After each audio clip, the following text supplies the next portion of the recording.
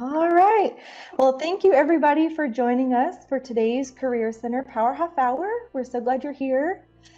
Today, Career Advisor Mark Quartz is going to go through some great tips about online professional communication and something that we call Netiquette. We'll be doing these Power Half Hours every other Wednesday right here on our YouTube channel, so be sure to check back for more professional development skills training from us. Again, we're glad you're here and hope you enjoyed the content today. So with that, I am going to pass it over to Mark.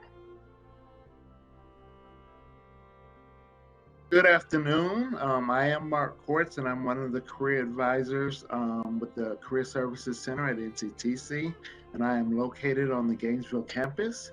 I want to welcome you to our Power Half Hour, and I hope you find something useful today.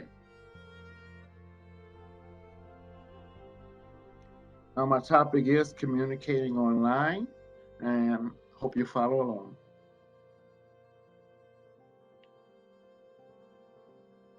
Since March of 2020, the world as we know it has changed forever. We have all become familiar with terms like stay at home, social distancing, pandemic. There's a new normal now where we're accustomed to washing our hands for 20 seconds. We also used to staying 6 feet apart now. And as in this picture here, we wear masks. We also are working remotely, and there's also we have to do a lot of communicating now. Instead of in face-to-face now, we're doing a lot of communicating online, and we're talking with each other online. So what we wanted to do was just share some tips with you for how to better communicate online. So tips for communicating online. The first tip I would like to share with you is the definition of the term netiquette, which means etiquette for the net. And this refers to the rules of etiquette that apply to online communication. So you sound respectful, polite, and knowledgeable when you post online and when communicating with future employers. As a general rule of thumb, if you wouldn't do or say something face-to-face, don't do it online either.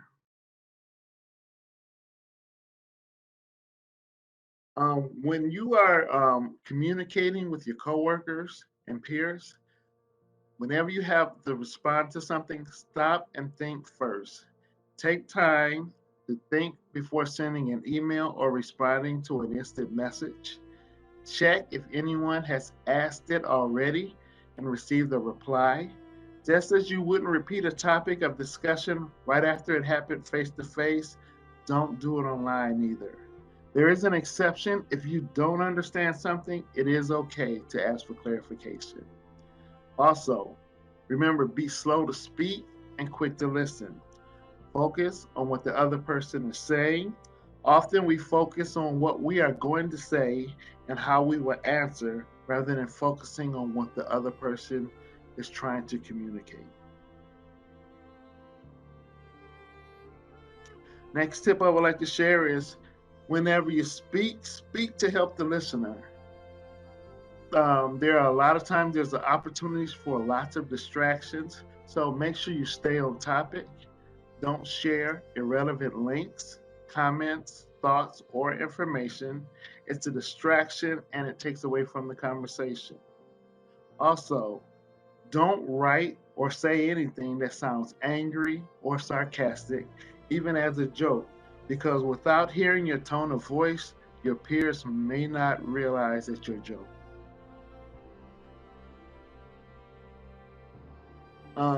Another thing you want to consider is don't type in all caps. If you do, it will look like you're screaming.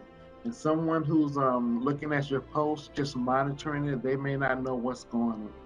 If you look at these two memes here, there are two people who both looked at the same issue, same email, and they responded differently. The person on the left said, if you could just stop typing in all caps, that would be great. Meanwhile, the person on the right was not sure if you're yelling or if your caps lock is broken. And yet both people here saw the same situation and they responded differently.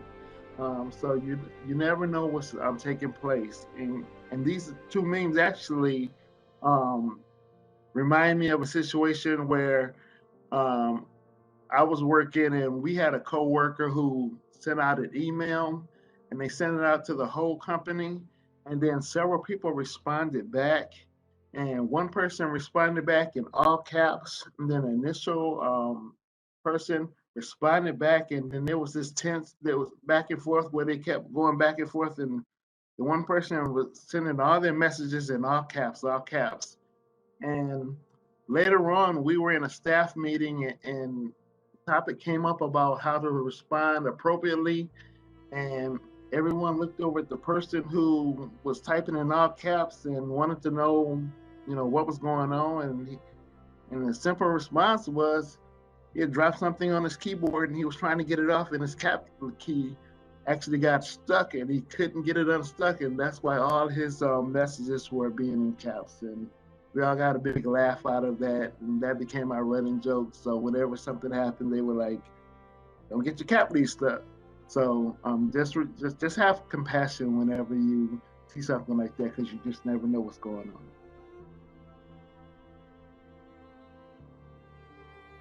Also, in situations like that, it also helps to use the right words. Always remember to say please and thank you when asking for help from your peers or when responding to comments. Respect the opinions of others.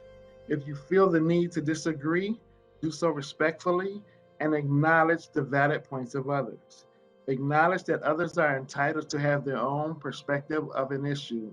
There are some situations where there's not necessarily a right or a wrong answer, there's just different opinions, and that's okay. And when you have different opinions and people disagree, using words like please and thank you can go a long way to keeping the conversation civil. Whenever you're addressing topics with coworkers and peers, speak with straightforwardness. If you reply to a question, make sure you answer with clarity and with accuracy. If you're not 100% sure, do not guess. Otherwise, you could really mess things up for your peers and they will not appreciate it. If you ask a question and many people respond, it's okay to summarize the answers from the group and then go and provide a summary instead of going back and providing a response to every single question. That would help a lot of people in the group. And when you do respond, be short and concise with your answer. Be respectful of others' time and make an effort to not write a lengthy response to a simple question.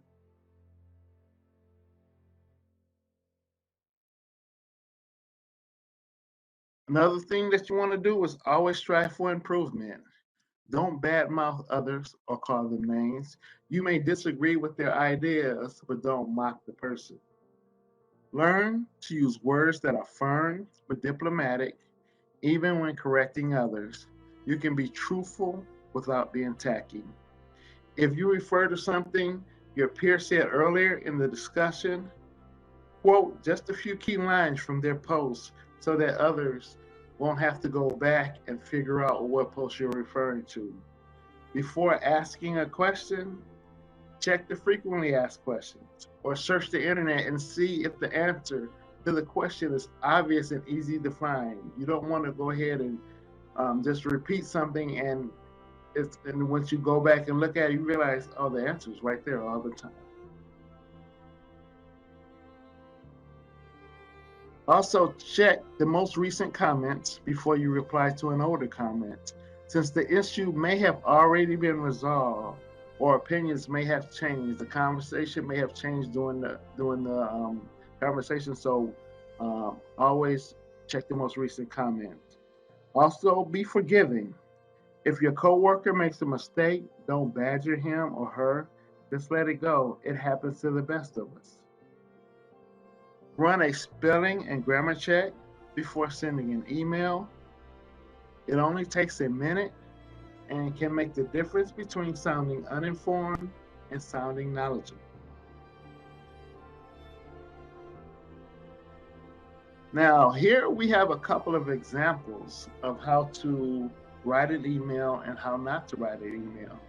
The example on the left, if you look at the example on the left, they have a short professional greeting.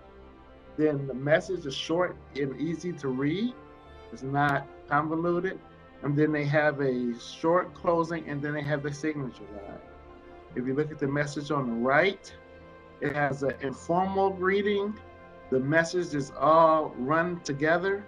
It's not easy to read. If someone is very short on time, they may not read this message right away. They may actually come back to this message later on and miss some very important message.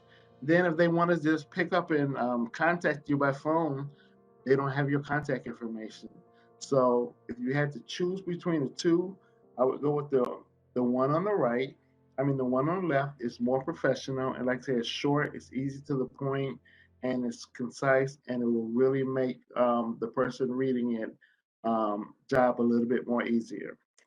With that being said, we're going to go to a short video and look at some additional tips for writing a professional email. Hey everybody, we're back, and today we're talking about how to write a professional email. I'm going to give you guys 5 quick tips on how to write a great professional email. Let's get started.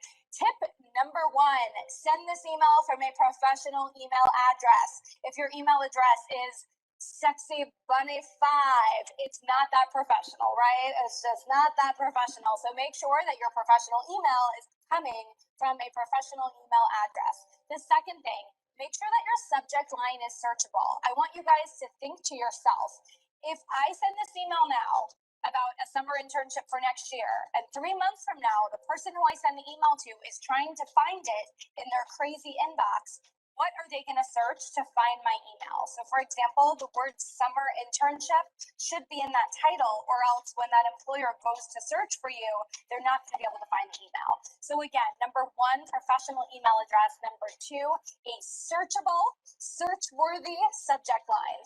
Number 3, I want you guys to have a professional but not overly formal greeting, and then what I call the warm-up line. So that's going to be hi, John Smith. Hope you're well today. Hi, Bob Sanders. So nice to connect with you on LinkedIn. Hi, Jimmy too. Hi, Jimmy too. I'm so glad we could connect over email, okay? So it's the greeting and your warm-up line. You're not doing it dear sir or madam, and you're also not doing it, hey, Jimmy Bob, all right? So you're kind of walking that line between being too casual and then overly formal when it's not necessary. So again, number 1, professional email address. Number 2, strong subject line. Number 3, you want a professional greeting and a sweet, soft warm-up line. All right, number 4, the email itself. Keep it short. Don't put that entire cover letter into the body of that email. No one wants to open up a 4-paragraph email. That is way too much. So I want you to keep your email short, sweet, and to the point. Who are you? Why are you writing? And what is your question, okay? So your email should essentially be 1 paragraph, okay? You're going to say hello, you're going to have your 1-paragraph email, and then you're going to close it out, and that's going to be it. So keep it short, sweet, and to the point. If you are asking for an internship or a job, definitely include your resume and cover letter, but do it as PDF attachments, okay? And then the close, okay? A strong close is my 5th tip for writing a professional email. You're going to close it out by saying, thank you so much for taking the time to read my note. I appreciate your feedback, and I'm excited to hear back from you. Okay? So you want to make sure that you're addressing the fact that executives are busy, that they're taking the time to read your note. And again, you want to talk about that next step. You look forward to hearing back. And then I like to use best, Lauren Berger. Some people go with sincerely. Either one works great, but follow my tips and write a great professional email. Want more of this kind of advice? Tell me below. I'm listening, I'm watching, I'm commenting. Those were some great tips from Lauren, and she gave us 5 good tips. And if you are interested in learning more about topics like that and other topics and receiving other help, you can contact us through email at careerservices@nctc.edu. You can also reach us by telephone at 940-498-6366. 6259. That's 940-498-6259. We can also be reached by text at 940-202-7184. That's 940-202-7184. You can also reach us through our calendar links, and those can be found on our NCTC Career Services website.